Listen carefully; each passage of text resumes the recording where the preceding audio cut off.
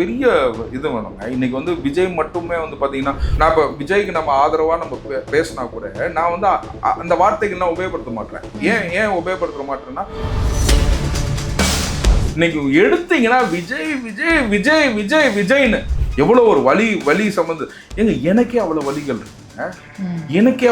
இருக்குங்க. நான் வந்து ஓகேங்களா, நான் சொல்கிறேன், நான் மக்களுக்கே இல்லை, நான் சொல்கிறேன்.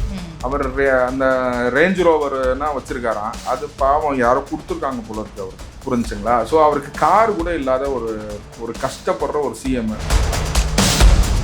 எலெக்ஷன் கமிஷனில் வேலை பார்க்குறது வந்து யாரு? எலெக்ஷன் கமிஷனில் வேலை பார்க்குறது யாரு? 4 கோடி ரூபா தான் என்கிட்ட காசு இருக்குன்னு சொல்கிற இந்த சிஎம் சார் எங்கே இருக்காரு? லைஃப் சைக்கிள் ஆஃப் மேன்னு சொல்லுவாங்க, லைஃப் சைக்கிள் ஆஃப் லிவிங்பாங்கல்ல, அந்த மாதிரி இது வந்து சைக்கிள் ஆஃப் கரப்ஷன்ஸ்.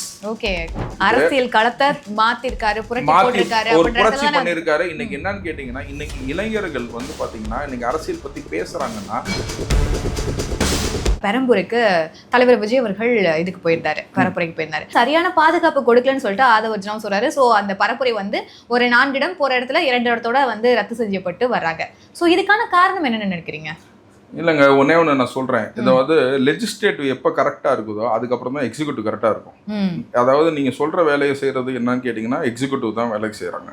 நான் ஒன்னே சொல்றேன், தமிழ்நாட்டில் ஓகேங்களா, யாருன்னா லஞ்சம் வாங்கலான்னு மட்டும் நீங்க சொல்லுங்க. நீங்க சொல்றது பதிவு ஆகுது, புரிஞ்சுங்களா? போலீஸ் லஞ்சம் வாங்கலான்னு சொல்லுவீங்களா?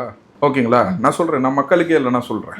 ஓகேங்களா, போலீஸ் லஞ்சம் வாங்காத போலீஸ்ன்னு சொல்ல முடியுமா? லஞ்சம் வாங்காத ஆர்டிஓ, லஞ்சம் வாங்காத ரிஜிஸ்டர் ஆஃபீஸ், லஞ்சம் வாங்காத தாலுகா ஆஃபீஸ், லஞ்சம் வாங்காத கார்பரேஷன், ஒரு பர்த் சர்டிஃபிகேட், டெத் சர்டிஃபிகேட்டுக்கே வந்து எல்லாத்துக்குமே பண்ணுறாங்க, புரிஞ்சுங்களா? லஞ்சம் வாங்காத நீங்க எந்த டிபார்ட்மெண்ட், ஒரு டிபார்ட்மெண்ட்டை இதுல கமெண்ட்ல மார்க் பண்ணுங்களேன். ஒரு டிபார்ட்மெண்ட்ல, ஐ மீன் நான் சொல்றேன், நான் வந்து 90% வந்து லஞ்சம் வாங்குறாங்க, ஓகேங்களா? 10% நல்லவர்கள் இருக்காரு. நான் சொல்றது இந்த 90%, புரிஞ்சுங்களா? அப்படிங்கும் போது எலெக்ஷன் கமிஷன்ல வேலை பார்க்கறது வந்து யாரு? எலெக்ஷன் கமிஷன்ல வேலை பார்க்கறது யாரு? இங்கிலாந்துல இருந்து எவனும் வந்து வேலை பார்க்கல, யூஎஸ்ஏல இருந்து வேலை பார்க்கல, ஆந்திரால இருந்து எவனும் வந்து வேலை பார்க்கல, கேரளால இருந்து வேலை பார்க்கல. சோ இந்த லஞ்சம் வாங்குற கும்பல் வந்து யாரால அப்பாயின்ட் பண்ணப்பட்டுச்சு? இன்னைக்கு நேருட்ட வந்து 35 லட்சம் ரூபா நீ லஞ்சத்தை வாங்கிட்டு நீ வேலைக்கு வந்துட்ட, நீ வந்து எலெக்ஷன் ஆபீசர் ஆனின்னா, நாளைக்கு நீ லஞ்சம் வாங்க கூடாதுன்னு வந்து விஜய் சொன்னார்னா உங்களுக்கு ஆபத்தா அவனுக்கு ஆபத்தா? புரிஞ்சுங்களா? ஸோ இந்த லஞ்சம் வாங்குற கும்பல் எல்லாமே வந்து பார்த்தீங்கன்னா இந்த தீய சக்தி திமுகவுக்கு தான் வந்து உடன்படுவார்கள், புரிஞ்சுங்களா? ஏன்னு கேளுங்க, 35 லட்சம் ரூபா நீங்க காசை கொடுத்துட்டீங்க, அந்த காசை சம்பாதிக்கிறது தாங்க இவன் லஞ்சம் வாங்குறான். ஃபர்ஸ்ட் நீங்க எங்க கரெக்ட் பண்ணும்?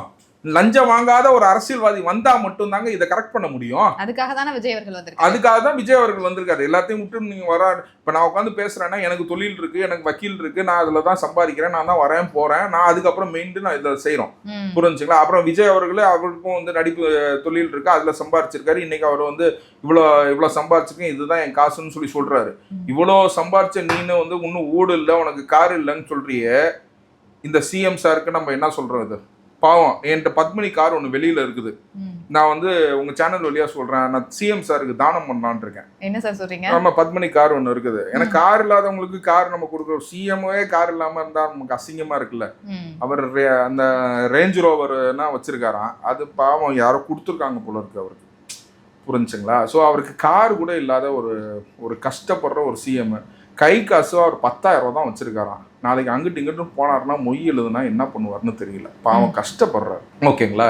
இந்த மாதிரி கணக்கு காட்டுற ஒரு சிஎம் கிட்ட, ஓகேங்களா, என்கிட்ட வந்து 400 கோடி இருக்கு, 500 கோடின்னு கணக்கு இருக்குன்னு சொல்லி காட்டுற விஜய் எங்க இருக்கிறார்? 4 கோடி ரூபா தான் என்கிட்ட காசு இருக்குன்னு சொல்ற இந்த சிஎம் சார் எங்க இருக்காரு? புரிஞ்சுக்கலாம், இங்கதான் கரப்ஷன், இதுதான் கரப்ஷன்.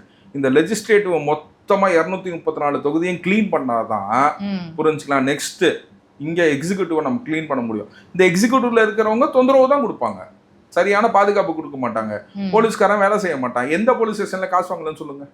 இந்த டிபிஎஸ்சி அரெஸ்ட் பண்ணணும்னு தெரிஞ்சிச்சுன்னா எல்லா போலீஸ்காரும் எல்லா கவர்மெண்ட் ஆஃபீஸரும் ஜெயில ரொப்பிடுவாங்க. இது வேலை செய்யாது ஒன்னேன்னு கேட்டீங்கன்னா, நம்ம வேலை செய்யாத ஒரு டிபார்ட்மெண்ட் இருக்குன்னா அது இந்த டிபார்ட்மெண்ட் தான், director of vigilance and anti corruption, புரிஞ்சுங்களா? அதுக்கு டிஜிபி யாருன்னு கேளுங்க, அந்த ஆசீர்வாதம். அவரை DGP of law and order ஆக்கணும்னு சொல்லிட்டு வந்து பொறுப்பு டிஜிபி போட்டு ஓட்டிட்டு இருக்க அரசு தான் இந்த தமிழக அரசு, இந்த திமுக அரசு. அப்படிங்கும் போது பாத்தீங்கன்னா இவங்க எல்லா பிளானுமே வந்து ரொட்டீனுங்க, ஒன்னு கனெக்டடு. லைஃப் சைக்கிள் ஆஃப் மேன்னு சொல்லுவாங்க, லைஃப் சைக்கிள் ஆஃப் லிவிங்பாங்கல்ல, அந்த மாதிரி இது வந்து சைக்கிள் ஆஃப் கரப்ஷன்ஸ். ஓகே, இது வந்து சைக்கிள் ஆஃப் கரப்ஷன்ஸ். இந்த கரப்ஷனுக்கு வந்து இந்த கரப்ஷனுக்கு இது லிங்க், இந்த கரப்ஷனுக்கு இங்க லிங்க். கடைசியில வந்து ஒரு பிசினஸ் மேன்ட்ட நீ காசு வாங்குற, அவன் ஐடில வந்து அவன் வந்து தப்பான கணக்கை சொல்றான், புரிஞ்சுக்கலாம். உனக்கு 40% கொடுத்தா அவன் கணக்கு எழுதணுமே, பூ புஷ்பம் கற்பூரம் சூடோன்னு எழுதிக்கிட்டே இருப்பான் கணக்கு, எல்லாமே பொய் கணக்கு. இவன் என்கிட்ட வேலை செய்யறான், அவன் என்கிட்ட வேலை செய்யறான்னு சொல்லி பொய் கணக்காக எழுதிக்கிட்டே இருப்பான். இது வந்து இந்த கரப்ஷன் டசன்ட் ஸ்டார்ட்ஸ். இந்த ஸ்டார்ட் பண்றது பொலிட்டீஷியன், அவங்க கரெக்ட் பண்ணணும். 234 தொகுதியிலும் கரெக்ட் பண்ணோம்னா எக்ஸிக்யூட்டிவ் பிசினஸ் மேன் எல்லாமே கரெக்ட் ஆயிட்டாங்கன்னா நாடும் சுபிட்சமா போகும். ஓகே, புரிஞ்சுங்களா? ஸோ இங்க வந்து எல்லா ஊர்லயுமே இருக்குது. இது சங்கர் வந்து ஒரு படமே எடுத்தாரு, எல்லா ஊர்லயும் லஞ்சம் இருக்குப்பா. ஓகே, அங்க கடமை தவறதுக்கு தான் லஞ்சம், இங்க கடமை செய்யறதுக்கே லஞ்சம். இங்க கடமையை செய்யறதுக்கே லஞ்சம். நீங்க போய் ஒண்ணு பாருங்க, உங்க லைசன்ஸ் கேளுங்க, லஞ்சம் கேட்பான். பத்திரத்தை ரிஜிஸ்டர் பண்ணணும்னு சொல்லுங்க, லஞ்சம் கேட்பான். ஓகேங்களா? ஒரு பட்டா போய் கேளுங்க, லஞ்சம் கேட்பான். புரிஞ்சுங்களா? ஒரு போலீஸ் ஸ்டேஷன்ல போய் கம்ப்ளைண்ட் கொடுங்க, லஞ்சம் கேட்பான். ஒரு கோயர் இது நோட் வாங்கி கொடுப்பான். ஓகேங்களா? டீ வாங்கி கொடுப்பான், காசு கேட்பான். எல்லா இடத்துலயும் லஞ்சம் எப்படி ஊறி போயிருக்கு. இதுக்கு கிளீன் பண்ணுங்க, இந்த சொசைட்டி கிளீன் பண்ணணும்னா வந்து பாத்தீங்கன்னா இது கார்பேஜ் ஆகி கிடக்குது. ஓகேங்களா? இந்த கார்பேஜ் வந்து மொத்தமா கிளீன் பண்ணணும், இந்த ஃபுல்லா கரப்ஷன் ஃப்ரீ சொசைட்டி ஆக்கணும் அப்படின்னா வந்து பாத்தீங்கன்னா 234 தொகுதியிலே மாற்றம் வேணும். கண்டிப்பா பொறுத்திருந்து தான் பார்க்கலாம். சார், நேற்று விஜய் அவர்கள் பேசும்போது கூட சொல்றாரு, பல வழிகளை தாண்டி உங்களுக்காக தான் வந்திருக்கேன். ஸோ அப்படின்னும் போது அந்த April 23 வந்து நீங்க எலெக்ஷனுக்கு ஓட் பண்ணிடுங்க அப்படின்னு சொல்றாரு.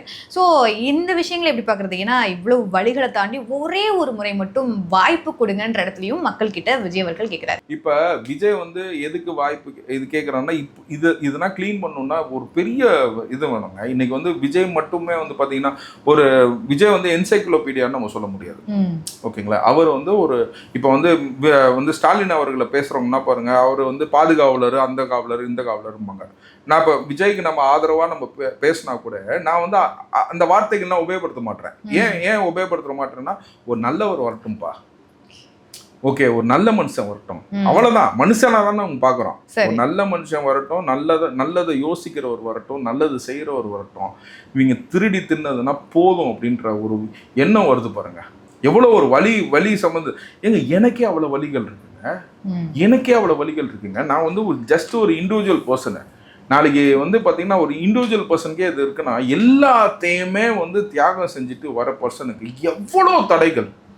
இன்னைக்கு எடுத்தீங்கன்னா விஜய் விஜய் விஜய் விஜய் விஜய்னு, ஓகேங்களா? இன்னைக்கு ஏன் இந்த விஜய் இவ்வளோ இப்ப நல்லா யோசிச்சு பாருங்க. இப்ப அதிமுக திமுக இருந்துச்சுன்னா இந்த அளவுக்கு அரசியல் களம் இருக்குமா? இன்னைக்கு விஜய் என்ட்ரிக்கு அப்புறம் எப்படி இருக்கு? அரசியல் களத்தை மாத்திருக்காரு, ஒரு புரட்சி பண்ணிருக்காரு. இன்னைக்கு என்னன்னு கேட்டீங்கன்னா, இன்னைக்கு இளைஞர்கள் வந்து பாத்தீங்கன்னா இன்னைக்கு அரசியல் பத்தி பேசுறாங்கன்னா, இப்ப எங்க சைடு இளைஞர்கள்னா, நானா இளைஞரா இருக்கும்போது எனக்கு பேச விடாம முடிஞ்சு போட்டுங்க. அரசியலே எங்களுக்கு இல்லாம இருக்கு. நாங்க வந்து இன்றைய இளைஞர்கள் என்ன சொல்றோம், நீ வாப்பா வெளியில அப்படின்னு தான் சொல்றோம். புரிஞ்சுங்களா? நாங்க பேசுனதுன்னா போவோம், எங்க தொண்டை தண்ணினா போவோம் விட்டோம். புரிஞ்சுங்களா? நாங்கள் போய் கல்றையை பார்த்து இறங்குறோம். புரிஞ்சுங்களா? நீங்கள் அரசியலுக்கு வாங்க, நீங்கள் எல்லாம் பேசுங்க, நீங்கள் கற்றுக்கோங்க. என்னத்த இவங்களுக்கு அரசியல் தெரியுது, எப்பா வந்தவன கற்றுக்க முடியும்ப்பா. என்ன எல்கேஜி படிக்கும் போதே நீ வந்து உட்காந்து கையெழுத்து போட்டு ஃபார்மில் இதுதான் பண்ண முடியுமா? அரசியல் அவங்கள வழி நடத்தணுங்க. இளைஞர்களை நம்ம வெல்கம் பண்ணணும். இப்போ fresh graduates please join us அப்படின்னு சொல்லுவாங்கல்ல, வாங்க அப்படின்னு ஒரு காலேஜில் நம்ம வெல்கம் பண்ணுறோம்ல, ஒரு சீனியர்ஸ் வந்து வெல்கம் பண்ணுறோம். அந்த மாதிரி வந்து பார்த்தீங்கன்னா இளைஞர்களை நான் வந்து அரசியலுக்கு நான் வந்து வெல்கம் பண்ணுறேன்.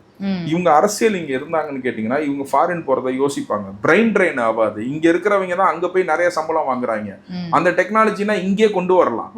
நீங்கள் அரசியல் ஆகாமல் ஒருத்தர அரசியல் அவனுக்கு ஒரு நம்பிக்கை வரும். நம்ம இங்கே இருந்தோம்னா மாப்பிள்ளை வந்து இதுல இருப்பான், நமக்கு இங்க நம்ம கண்டுபிடிப்பு நம்ம நாட்டுக்கே உபயோகப்படும் இருக்கு. நீங்க நல்லா யோசிச்சு பாருங்க. யூஎஸ்ல இருக்கிறவனா வந்து யூஎஸ்ல வேலை செய்யறான், நம்ம ஆளுங்க போயிட்டுன்னா கூகுள் பிச்சைம்பாங்க.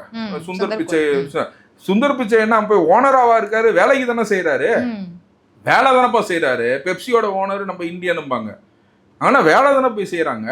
ஏன் கமலா ஹாரிஸ் அங்க போய் எலெக்ஷன் நிக்கிறாங்க, ஏன் இங்க ஒருத்தங்க நின்னா ஏன் பாராட்ட மாட்டீங்களா? நான் தான் சொல்லுவேன், எல்லாம் வந்து நம்ம ஆளுங்களை கொண்டு வரணும். நம்ம வந்து என்னன்னு கேட்டீங்கன்னா, ஓப்பா இப்ப என்ன ஒரு இளைஞர்களுக்கு ஒரு நினைப்புன்னா இது ஒரு சாகடப்பா இவங்களெல்லாம் திருத்த முடியாதுப்பா, நம்ம ஃபிளைட் ஆனா பல இளைஞர்கள் வந்து அரசியல் பட்டிருக்காங்க தானே விஜய் வருகை. அதுதான் நான் சொல்றேன். இந்த விஜய் வருகைக்கு அப்புறம் தான் இந்த அரசியல் பட்டிருக்காங்கன்னு நான் சொல்றேன். இப்ப எல்லாருமே வந்து ஃபிளைட் ஏறிடுற நேரத்தை போய் புரிஞ்சுக்கலாம், நம்ம யூரோஸ் போகக்கூடாது. ஓகேங்களா? இப்போ என்னன்னு கேட்டிங்கன்னா எங்கள் வீட்டிலே நான் சொல்கிறேன். ஓகேங்களா? அப்ராட் படிக்கிறதுக்கு அப்ராட் பண்ணுங்க, என் ஊர் இது, நான் இங்கே தான் இருப்பேன். ஓகே ஓகேங்களா? நம்ம ஊருக்கு வேணால் சுற்றிட்டு வரலாம், நான் இங்கே தான் இருப்பேன் அப்படின்றத பேசும்போது என்னோட பசங்க பேசும்போது எனக்கு ஒரு பெரிய ஒரு நம்பிக்கை பிறக்குதுங்க. எனக்கு நம்பிக்கை பிறக்குது. ஓகே, நம்மளே என்ன யோசிக்கிறோம், ஐயோ இதுலனா இதுக்கப்புறம் கஷ்டப்பட வேணாம், ஏதோ நாட்டுக்கு ஏற்றி விட்டுருவோம் அப்படின்னு நினைக்கிற சூழ்நிலையில ஓகேங்களா இன்னைக்கு இளைஞர்கள் இறங்கி வந்து இதுதான் நான் எங்கேயும் போக மாட்டேன், நான் இங்கே தான் இருப்பேன் அப்படின்னு சொல்லும் போது அந்த நம்பிக்கையை கொண்டு வந்தது விஜய் நான் நினைக்கிறேன். ஓகே ஓகே, அந்த நம்பிக்கையை கொண்டு வந்தது விஜய். அப்படி எல்லா இளைஞர்களுக்கும் அந்த நம்பிக்கை கொண்டு வந்திருக்காப்புல. அதனால அதுக்கே வந்து I thank you for that. Okay, thank you sir. இவ்வளோ நேரம் உங்களோட டைம் ஸ்பெண்ட் பண்ணி நிறைய விஷயங்களை ஷேர் பண்ணீங்க. Thank you sir. Thank you so much. Thank you.